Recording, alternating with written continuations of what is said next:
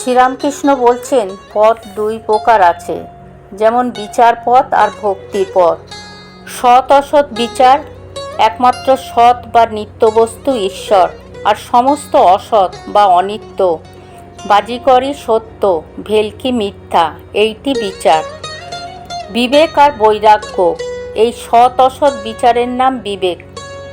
বৈরাগ্য অর্থাৎ সংসারে জিনিসের উপর বিরক্তি, এটি একেবারে হয় না, রোজ অভ্যাস করতে হয়।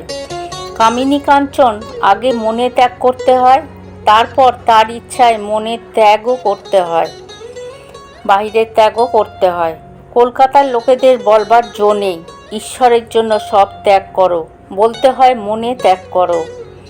অভ্যাস যোগের দ্বারা কামিনী কাঞ্চনে আসক্তি ত্যাগ করা যায়।